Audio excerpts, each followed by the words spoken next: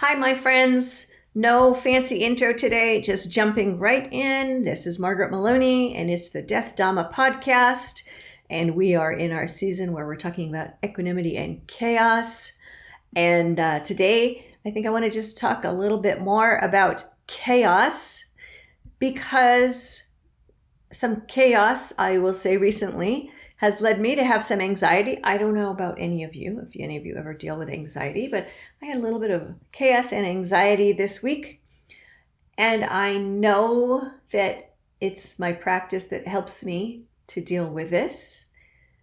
And yet sometimes I still feel like I'm, having a hard time with it.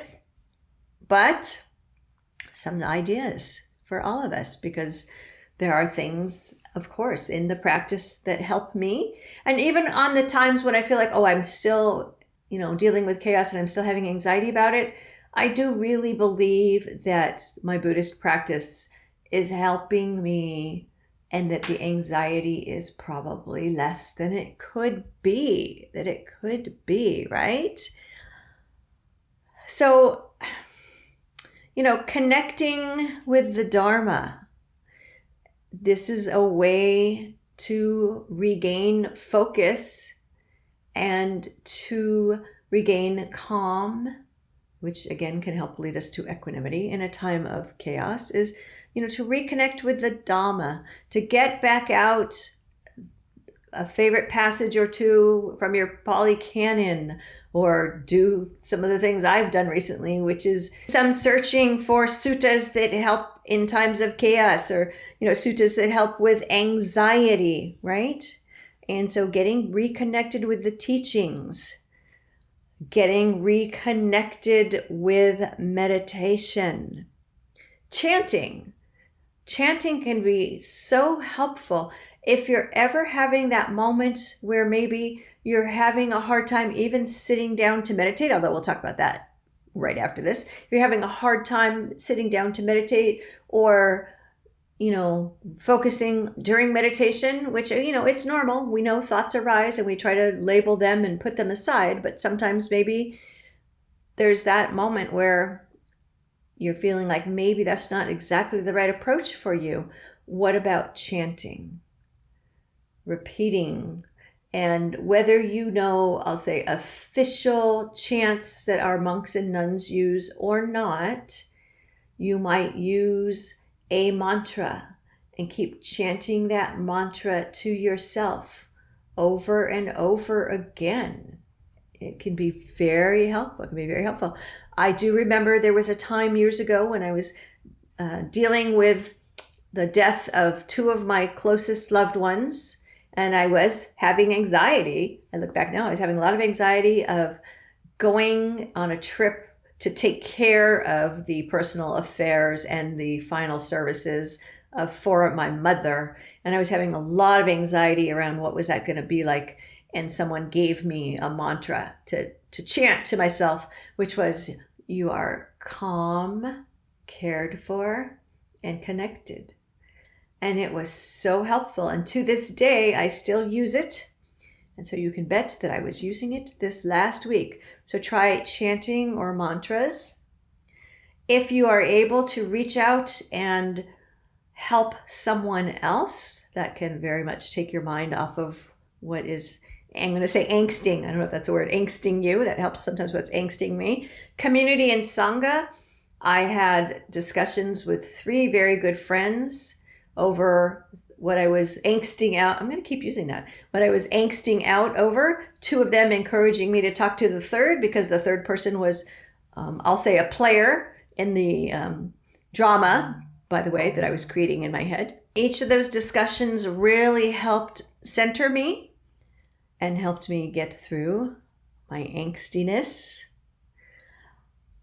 and enhanced self-awareness, right? Was some self-awareness of, this is where I am, this is what I'm feeling, and admitting it. I mean, I wasn't running around all over the place going, oh my gosh, I have so much anxiety, but just saying out loud to some people around me, I'm having a lot of anxiety around this thing, was tremendously helpful.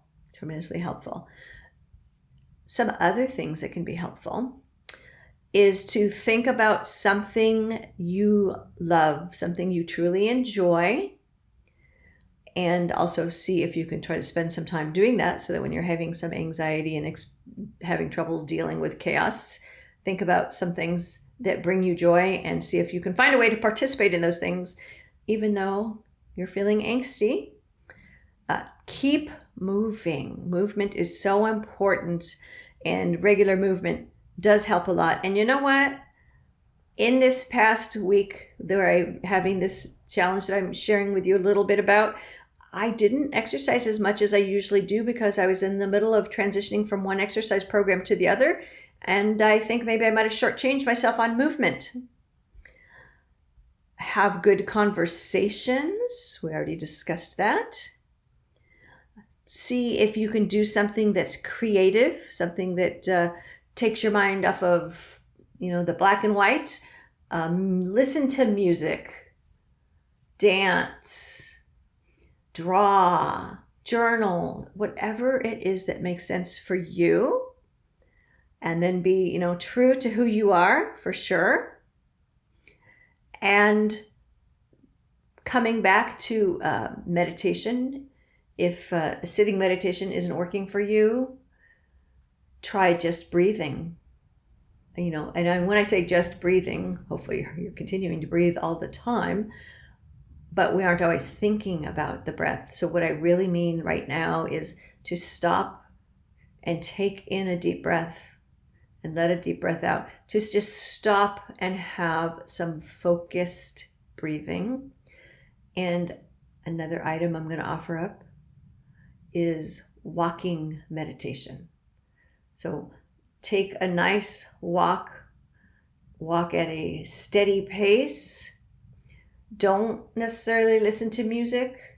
If you walk with someone else, have some silence and just walk with purpose, being aware of your foot coming up, your foot going down, being aware of the ground, being aware of what's around you, and have some walking meditation. And so these are all some tips to help. These are things that helped me during this week where I had chaos and angst. And thank you for listening. And I hope there's some help in there for you. Knowing that you're listening was helpful for me. So thank you for that. I hope that you will be well and happy. And please remember to take care of yourself and your loved ones and to protect the unprotected. Bye for now. You've been listening to the Death Dhamma podcast with your host, Margaret Meloni. Thank you so much for being here. Come find me on margaretmeloni.com, margaretmeloni.com. And until we meet again, may you be well, may you be happy, may you be at ease, and may you be free from suffering. Bye for now.